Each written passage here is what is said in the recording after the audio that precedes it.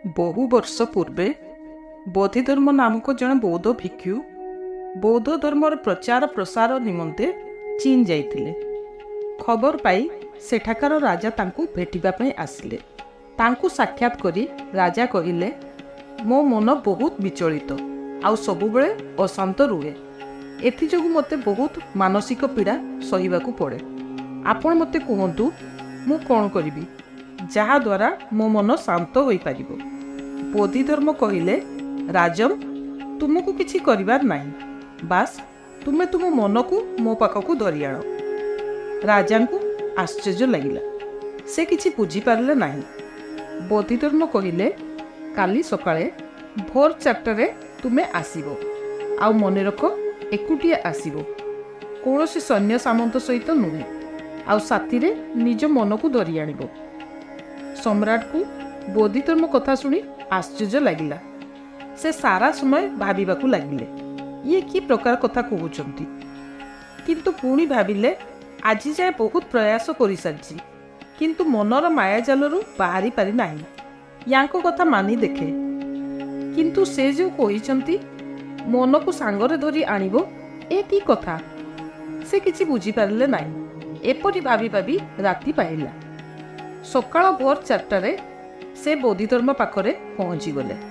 ବୋଧିଧର୍ମ ରାଜାଙ୍କୁ ଦେଖି କହିଲେ, ରାଜନ, ଠିକ୍ ସମୟରେ ପହଞ୍ଚିଗଲ। କୁହ, ସାଙ୍ଗରେ ମନ ଆଣିଛ ତ?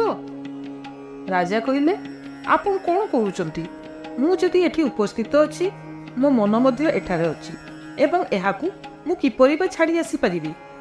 ମୁଁ ଆସିଲି ମାନେ ମୋ ମନ ବି ସାଙ୍ଗରେ ଆସିଲା।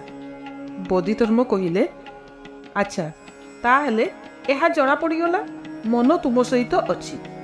ରାଜା କହିଲେ, ହଁ, ମନ ମୋ ସହିତ ଅଛି। ବୋଧିଧର୍ମ କହିଲେ, ଠିକ୍ ଅଛି, ଏବେ ନିଜ ଆଖି ବନ୍ଦ କର ଆଉ ମନକୁ ଖୋଜ। ଏହା ତୁମ ପାଖରେ କେଉଁଠାରେ ଅଛି, ଆଉ ତୁମେ ଯେତେବେଳେ ଖୋଜି ପାଇଯିବ, ସାଙ୍ଗେ ସାଙ୍ଗେ ମୋତେ ଜଣାଇବ। ମୁଁ ସେ ମନକୁ ଶାନ୍ତ କରିଦେବି। ରାଜା ବୋଧିଧର୍ମଙ୍କ ଆଜ୍ଞା ମାନି ଆଖି ବନ୍ଦ କରି ବସିଲେ ଏବଂ ନିଜ ମନ ଖୋଜିବା ଆରମ୍ଭ କଲେ। ସେ ବହୁତ ପ୍ରୟାସ କଲେ, ନିଜ ଭିତରେ ବାରମ୍ବାର ଦେଖିଲେ। ସେ ଯେତେ ଭିତରକୁ ଦେଖିବାକୁ ଚେଷ୍ଟା କରୁଥିଲେ, ମନ ବୋଲି କିଛି ତାଙ୍କୁ ମିଳୁନଥିଲା। ବହୁତ ପ୍ରୟାସ କରିବା ପରେ ସେ ବୁଝିଲେ, ମନ ବୋଲି କିଛି ନାହିଁ, ଯାହାକୁ ସିଏ କହିପାରିବେ, ହଁ ଦେଖନ୍ତୁ, ଏହା ମୋ ମନ। ସେ ଜାଣିପାରିଲେ, ଯେତେବେଳେ କିଛି ବିଚାର ଚାଲିଛି, ମନ ଅଛି। ବିଚାର ଶାନ୍ତ, ମନ ଶାନ୍ତ।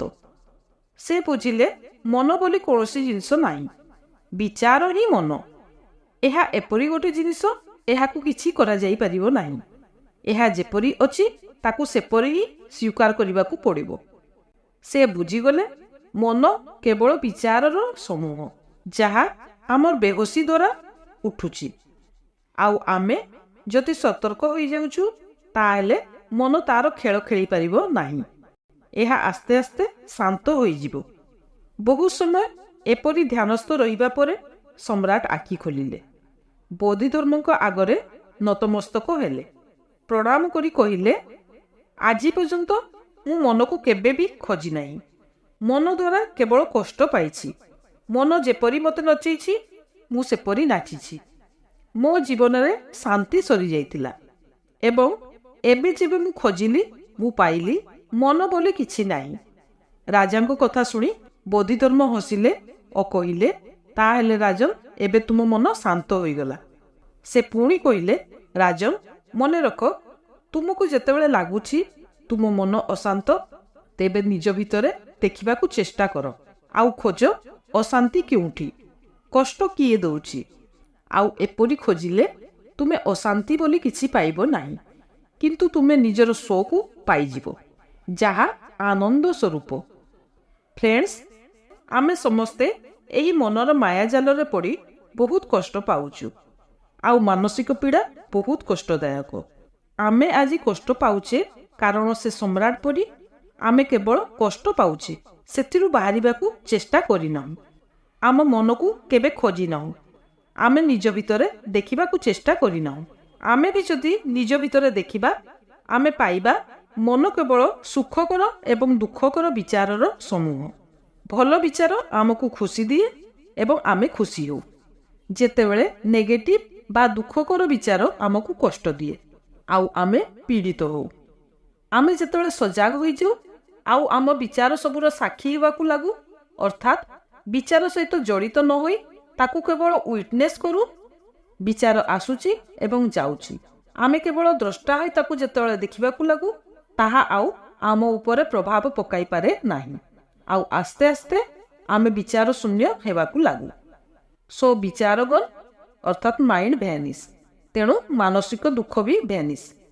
ତେଣୁ ଯେତେବେଳେ ଆପଣଙ୍କୁ ମନ କଷ୍ଟ ଦେଉଛି, ଆପଣ ସାଙ୍ଗେ ସାଙ୍ଗେ ମନର ଦ୍ରଷ୍ଟା ହୋଇଯାଆନ୍ତୁ, ଦେଖନ୍ତୁ ମନକୁ, ଆଉ ଯାହା ବି ବିଚାର ଉଠୁଛି ଭଲ ଖରାପ ତାହା ସହିତ ଜଡ଼ିତ ହୁଅନ୍ତୁ ନାହିଁ। ବିଚାର ଆସିବ ଓ ଚାଲିଯିବ, ଆପଣଙ୍କୁ ତାହା ସହିତ ଆଟାଚ୍ ହେବାର ନାହିଁ। ଏପରି ଆପଣ ଯଦି କରୁଛନ୍ତି, ଧୀରେ ଧୀରେ ଆପଣଙ୍କ ମନ ଶାନ୍ତ ହୋଇଯିବ ଏବଂ ଶେଷରେ ଆପଣଙ୍କର ପବିତ୍ର ସ୍ୱ ରହିଯିବ, ଯିଏକି ପ୍ରକୃତରେ ଆପଣ, ଅର୍ଥାତ୍ ପ୍ରକୃତ ମୁଁ, ଯିଏ ଆନନ୍ଦ ସ୍ୱରୂପ, କେବଳ ଆଉ କେବଳ ଆନନ୍ଦ ସ୍ୱରୂପ। ଧନ୍ୟବାଦ।